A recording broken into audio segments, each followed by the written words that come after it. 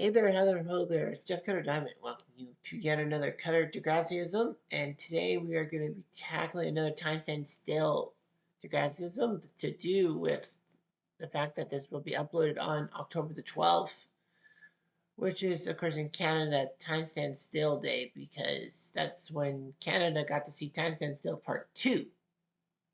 I mean, October 5th was when Time Stand Still Part 1 happened, and we all know about the fact that Rick keeps getting bullied and Spinner and Jimmy dump him in a dumpster. He retaliates with circling the X on people's cars, getting Spinner, Jay, and Alex to plot revenge for him, and then Jimmy inadvertently getting into the Quiz Bowl team with Rick because of Heather's mono, and then that means that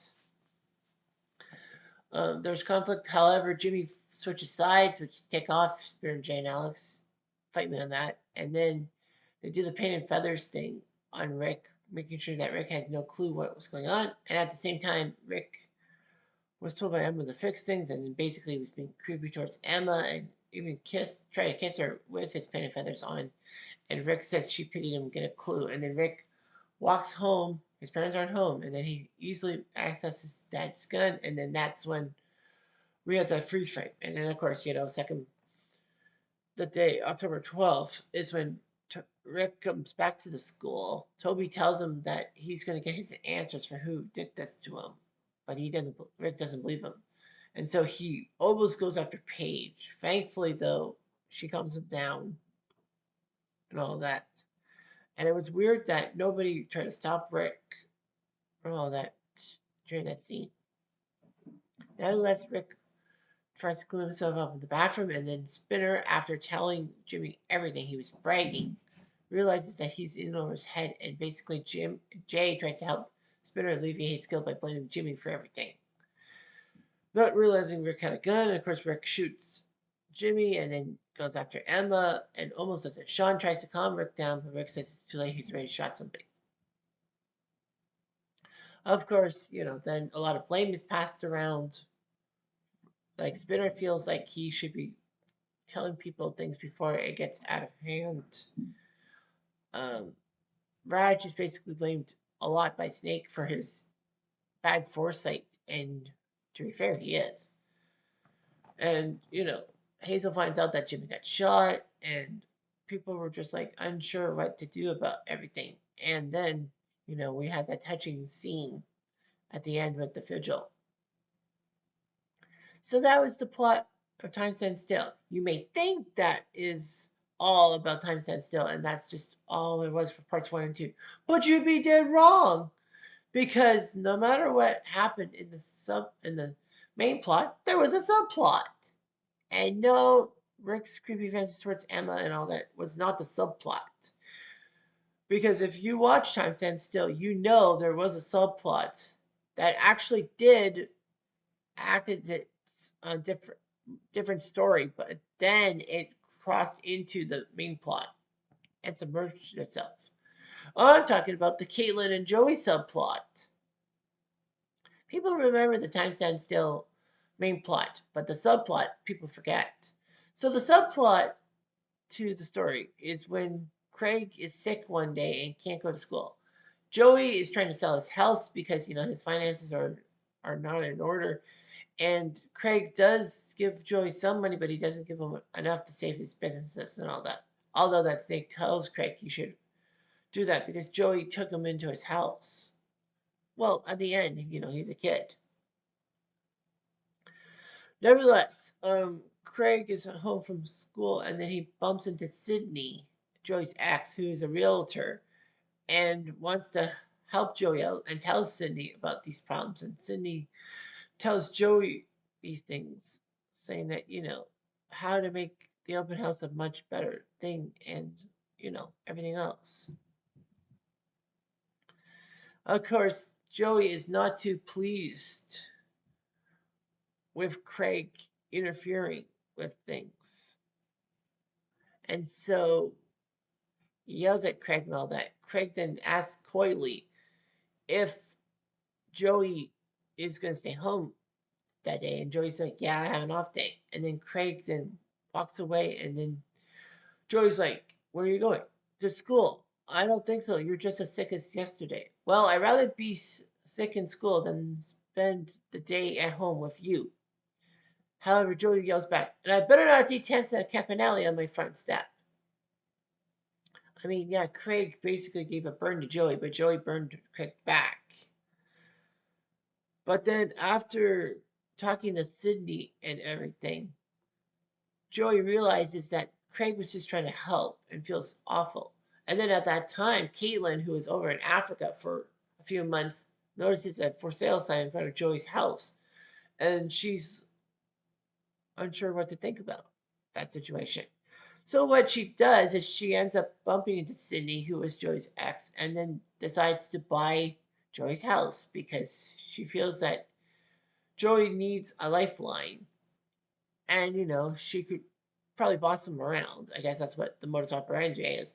But more than likely, she will actually be willing to help Joey out.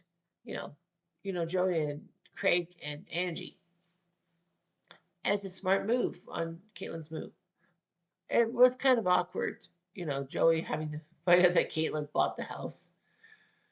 But at least it keeps Joey from moving. So that's good news. So then, they're talking about things with the house and all that. And that's when Caitlyn gets the call that Degrassi from her journalistic people that Degrassi has a shooting. Caitlyn's not there to cover the shooting. She's only there with Joey to try to talk to them, especially with Craig, because Craig just happened to be the first person to see Jimmy's prone body after Rick did what he did. I mean, it's just shocking that Craig was the one there. But anyhow, Caitlyn tries to understand things, and then Rachel, her colleague, and the nosy reporter, who basically pushed the envelope a couple times. I already did a Degrassism on unpopular opinion about Rachel and the fact that she just had to stick her nose where it didn't belong. She's the one who basically broke to Toby the news that your friend is dead, that being Rick, and also made an interview with Sean's parents, even though that it should not have happened. But Rachel just had to get the scoop. Basically, Rachel was not happy with Caitlyn being there, despite the fact that Caitlyn was only there because they needed to get Craig out of the school. And like I said, that's when, the subplot intertwined with the main plot. That was when Caitlyn and Joey got called to the school about the shooting. And, they find out about Craig. And obviously, Craig must have told them that he was the first guy to see Jimmy's prone body and all that. Because there were a few scenes of Caitlyn, Joey, Angie, and Craig watching the news when they did the montage and all that. I personally, when that montage happened, that final montage, I know the kids being at the hospital and then, being from the TVs and all that, that maybe we have a scene of Raditch, shaking his head or something, because it seemed that he just didn't care much about the situation. I don't know why. But, once the next Degrassism happens in order, then I'll be talking about Raditch's problems. But not like in the Rick Murray storyline, but post Time Stand Still, the aftermath. I cover Raditch's mistakes through and through, but what about after the shooting happened? What about after that fateful Friday in universe?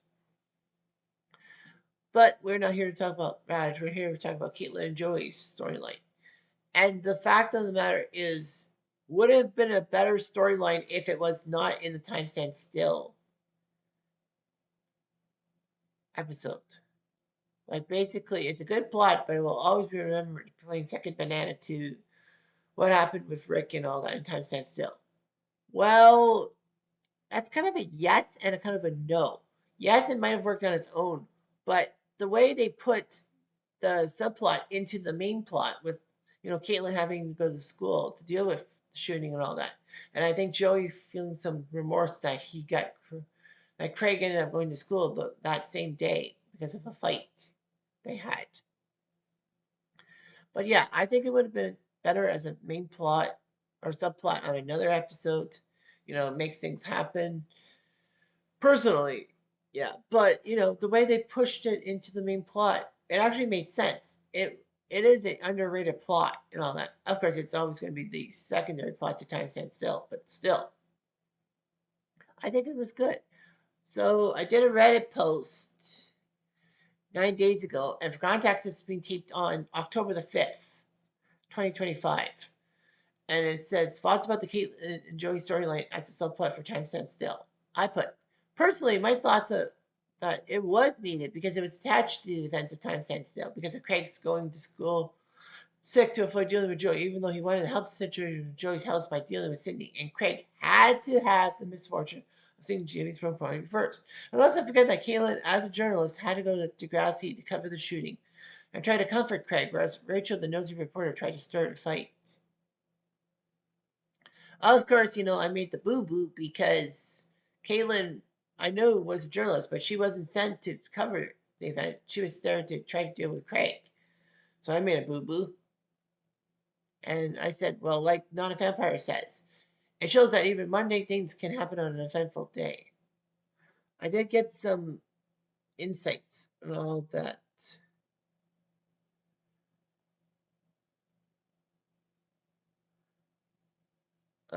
Man with Ad said, I love the way you said it. Monday things can happen on an eventful day. I feel like everything was tied together well. And I said, well, it was Not a Vampire who did that. And also, Iona Nova said this. I can appreciate it, especially since it served as a trigger for Craig heading into his next plot and played into Joey's season long story. But that plot space could have also been used to cover some of the other students who were doing mundane things and would have been caught up in the huge event. Would have been a good way to work in Manny, Liberty, JT, Marco, and maybe Hazel, Ashley, Ellie. Giving Hazel, Ashley, and Ellie more to do.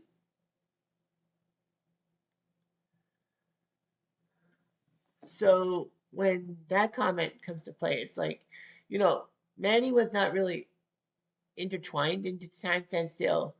The only way she was because Manny and Liberty, for the fact, basically made Emma persona non grata because of the whole way Emma was dealing with Chris and with a Chris and Liberty relationship, which was stupid. I mean, Emma deserved to get the freeze put on her.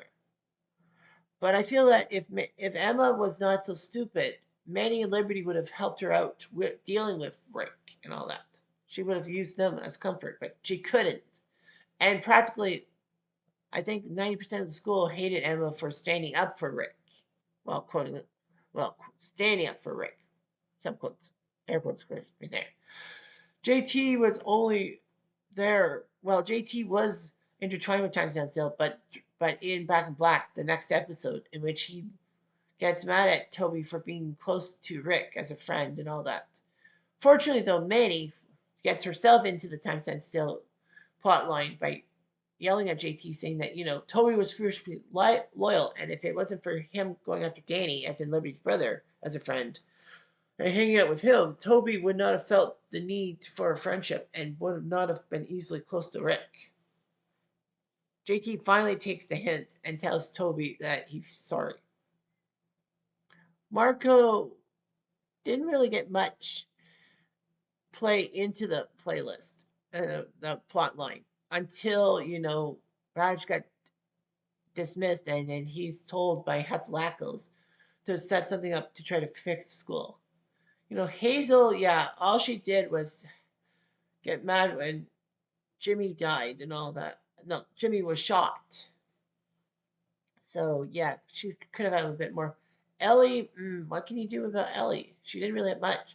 Well, you know, she was living with Sean and, tended to Sean and, was part of the final sequence and all that. But yeah, Ellie had to deal with Sean's problems and then Sean leaving for Wasaga Beach, meaning that Ellie had to stay by herself in the student housing apartment before her mother talked her into coming home. And then, Ashley, was upset because they shot Jimmy. What was Ashley going to do? So yeah, it shows that mundane things can happen when things look bad. To me, it's a good plot line, and it actually made sense why it was the subplot in Time Stand Still. It like got himself into the main plot. And that's all there is to it. Despite the fact that it was kind of a low end plot, it made total sense. Because that plot line and Craig, especially with Craig leaving the house to go to school even though he was sick, may have triggered Craig's bipolar problems. It may not have been the start of it, but it might be like a trigger. Right? And let's not forget, like, there's also one key thing about that storyline is was Craig stricken with mono himself? You know, Craig and Manny were not an item anymore. Could Heather St. Clair have gotten mono from Craig? It's a possibility. Everyone's been saying that. Maybe Craig and Heather hooked up. That would actually be funny and given Heather some lines. But what can you do? You just can't do much. Anyway, thanks for watching. I'm Jeff Diamond. Adieu.